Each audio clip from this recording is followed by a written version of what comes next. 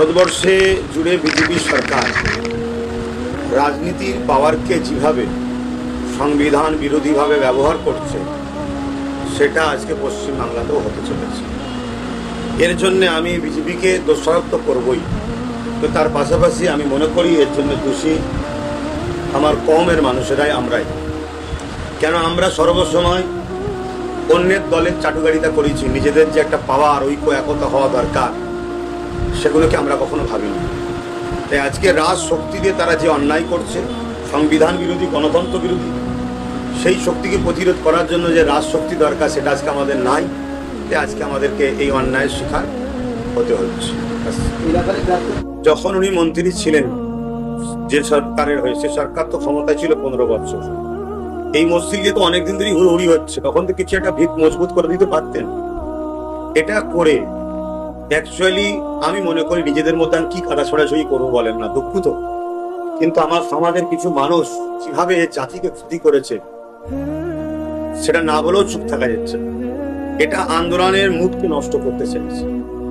এই যেটা বিশাল কিছু আওয়াজ তুলে দেবে, লাস্টে দেখবে ফুস কিছু হচ্ছে না।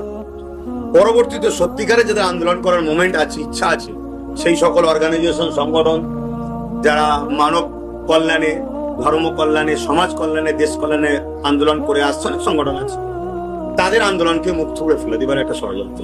এখন আমরা ওইখানকার মসজিদের যে দায়িত্ব, যারা সভাপতি কমিটির মধ্যে আছে, তারাই যখন প্রথমে বলে ফেললো যে কোনো আন্দোলন যেন রাস্তায় কেউ নামবেন না, ওই প্রতিষ্ঠানের তো শুনলাম সিদ্দিকুল্লাহ সাহেব উনি নাকি সভাপতি দায়িত্ব এই মসজিদে। অতএব যে মসজিদে যেখানে জুলুম হচ্ছে সেই মসজিদ কমিটির তো ভূমিকাটা প্রথম থাকে। তারা তো আন্দোলনে আহ্বান জানাবে, তার বাকি সমস্ত মসজিদ প্রেমিক, সংবিধান প্রেমিক, সংবিধান আমাকে রাইট দিচ্ছে, সংবিধানের কথাও বলবো। তারা মানুষ যাবে, যে অমুসলিম ভাইরাও আসবে, মুসলমানদের উপরে জুলুম হচ্ছে, একটা জাতির উপর অত্যাচার হচ্ছে, যেটা আমার দেশের জন্য মানে একটা কালো দিন হবে, অন্যায় কাজ হবে, সংবিধান বিরোধী কাজ হবে। কিন্তু একটা প্রতিষ্ঠান যাবে, মানে যারা নেতৃত্ব দিচ্ছে তাদের যারা ভূমিকা থাকে, সেই প্রতিষ্ঠানের নেতৃত্বই বলে ফেললো কি আন্দোলনে নামবে না।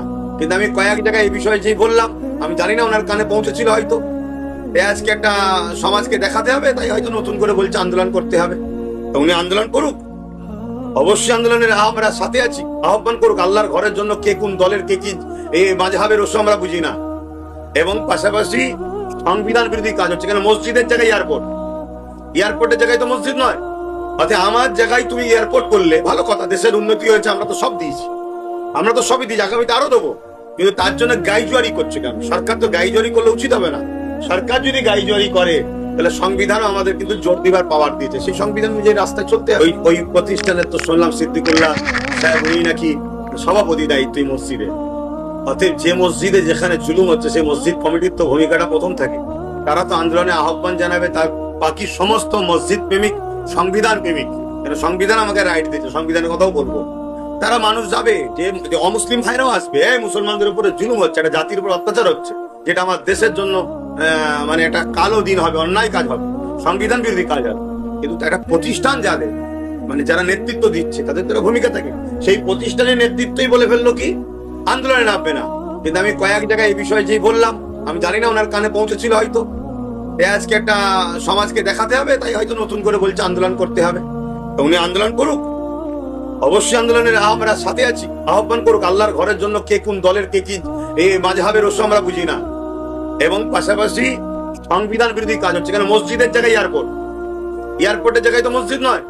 অর্থাৎ আমার জায়গায় তুমি এয়ারপোর্ট করলে ভালো কথা, দেশের উন্নতি হয়েছে, আমরা তো সব দিয়েছি, আমরা তো সবই দিয়েছি, আগামীতে আরো দেবো। কিন্তু তার জন্য গাইজুয়ারি করছে কেন? সরকার তো গাইজুয়ারি করলে উচিত হবে না। সরকার যদি গাইজুয়ারি করে তাহলে সংবিধান আমাদের কিন্তু জোর দিবার পাওয়ার দিয়েছে, সেই সংবিধান অনুযায়ী রাস্তায় চলতে হবে, সেই রাস্তায় আমাদেরকে হাঁটতে হবে। এবারে দরবার শরীফের পক্ষ থেকে কি আলোচনা হচ্ছে সেটা আলোচনার মধ্যেই আছে, সেটা যখন দরবারের পক্ষ থেকে ঘোষণা হবে আপনার।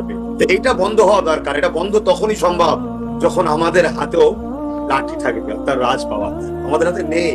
আর আমাদের যে কটা সব নেতা, ধর্মীয় নেতা বলুন আর মুসলিম নেতা বলুন, বেশিরভাগই সব জাতিকে বারবার বিক্রি করেছে। আজকে যখন একটা মুসলিম ঘরের কোন ছেলে একটা রাজনীতির যখন নেতৃত্ব দেবে, অবশ্যই সে সংবিধানকে মান্যতা দিয়ে দেশের জন্য নেতৃত্ব দেবে, সর্বধর্মের মানুষের নেতৃত্ব দেবে। কিন্তু তার উপরে যখন জুলুম হবে তার জাতির উপরে, সেটা প্রতিরোধ করতে পারবে। আজকে বলেন কত রাস্তার চৌমাতে অনেক ধর্মগুরুদের স্থান রয়েছে, আমি রয়েছে, ভাঙবে কি ভাঙবে না ওদিকে আমি যাচ্ছি না, রাস্তা আগে ছিল পরে করেছি কিনা ওদিকে আমি তর্কে যাচ্ছি না। ওই সেগুলো কোনো জায়গায় সমস্যা হয় না, তো শুধু মুসলমানদের মসজিদের সমস্যা হচ্ছে কেন? একটাই কারণ, যার দল নেই তার বল নেই, যার পাওয়ার রাজ ক্ষমতা নেই তাদের এই সমাজে কিচ্ছু অধিকার নেই। আর আজকে যখন আমরা বুঝাবো, এই সিদ্দিকুল্লাহর মতো লোক এবং তার টিম বা আরো যারা আছে তারা আমাদেরকে সব দালাল বলবে, হ্যাল বলবে, ত্যান বলবে। আজকে এই দিন ভোগ করতে হচ্ছে। আজকে 91% মুসলমান টিএমসি কে ভোট না দিয়ে যদি ওটা আইএসএফ কে দিত, তাহলে আজকে তো আমাদের 80 থেকে 90টা এমএলএ থাকতো। তাহলে মসজিদের নামাজ আজকে বন্ধ হয়ে আছে এতদিন, এ বন্ধ করতে পারতো? ওরা দাদাগিরি দিচ্ছে, আমরা দাদাগিরি দিতে পারতাম না? ওরা আইনকে বুড়াকুলদেরকে জুলুম করছে, আমরা আইনের রাস্তায় যেটাকে জুলুমটাকে রুখতে পারতাম না? কিন্তু যাদেরকে দিল তারা কি করলো? A group, B group, C group, কোথায় ভালো টিএমসি, খারাপ টিএমসি, ডিম খাওয়া টিএমসি, কোথায় এ টিএমসি, কত রকম ভাগ হয়ে গেল। তাহলে মুসলমান আমরা কি ভুল করিনি? আমাদের ভুলের খেসারত আজকে আমাদেরকে ভোগ করতে হচ্ছে। এর সমাধান আছে, সেই সমাধানের আমি ক্ষুদ্র জ্ঞানে আজ থেকে 5 বছর 6 বছর আগে থেকে বলে আসছি যে আগামী দিন তোদের মসজিদ তোদের থাকবে না। এই তো এয়ারপোর্টের মসজিদ তো আমাদের জায়গা, তো আমাদের এয়ারপোর্টের জায়গা নয়, এটা আমাদের জায়গায় এয়ারপোর্ট হয়েছে। আমরা আরো জায়গা দেবো, দরকার হয় অন্য জায়গায় লিখ না, যেখানে বসতি নেই আর নেই আমাদের আছে জায়গা, লিখ না, আমরা দেবো এয়ারপোর্টের জন্য। কিন্তু তা বলে আমার ধর্মকে ভাবাবেগে আঘাত দিয়ে একটা দাঙ্গা ফেতনার পরিস্থিতি তৈরি করে কি মেসেজ দিতে চাইছে এরা? এরা কোণঠাসা করতে চাইছে, এরা মুসলিম সমাজকে গণহত্যা করার একটা পরিকল্পনা করতে চাইছে। তার জন্য এই সব ইস্যু। আর নাই বলুন কোনো কিছু খেয়ে দে কাজ নেই, আর নেই, মানুষের রুজি নেই, রুটি নেই, কলকারখানা নেই, বেকারত্ব, আসতে না আসতেই 2 মাসের মধ্যেই এইসব শুরু করে দিলে কেন? এদের উদ্দেশ্যটা কি সেগুলোকে তো বুঝতে হবে। কিন্তু এখন বুঝে আর কি হবে? আমরা হাত খালি করে বসে আছি, এছাড়া আর কি বলবো? এটা যুগে যুগে হয়ে আসছে। যাদের মধ্যে ইনসাফ নেই আর ইনসাফ পরায়ণ নেই, তারা তখন কখনোই মানুষ, দুর্বল মানুষকে প্রশ্রয় দেয় না। ওই যে বলছে 4 কোটি লোক লে নামবে, এইসব তো বলে খালি খামাখায় বাজার গরম করে মুসলমানদের আবার নতুন করে মাসিয়া হবে, হয়ে দেখা যাবে বিজেপির সঙ্গে নতুন করে সেটিং করবে।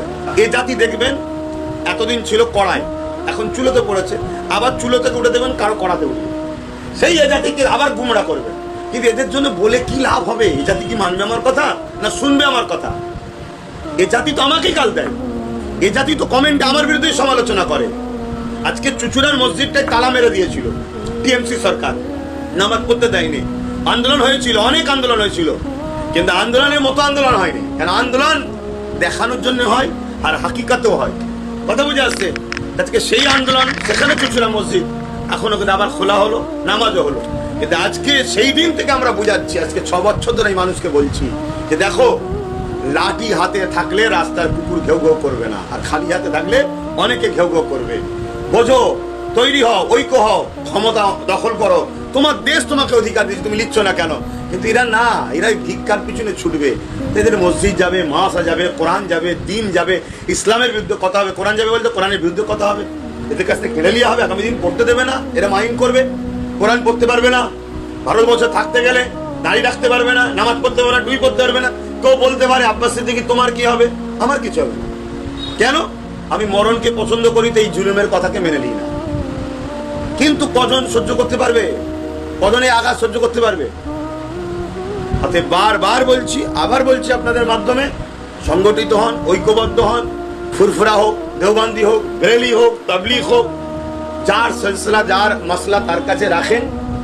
সবাই একটা জায়গায় ডেকে প্ল্যাটফর্মে, কোনো দালালি নয়, চিটিংবাজি নয়, প্রতারণা নয়, কোনো দলের কাছে মাথা বিক্রি নয়, নিজেরা সংগঠিত হন। আজকে নবী বংশের সন্তান, কুরাইশ বংশের ছেলে নওশাদ সিদ্দিকী আজকে লড়ছে।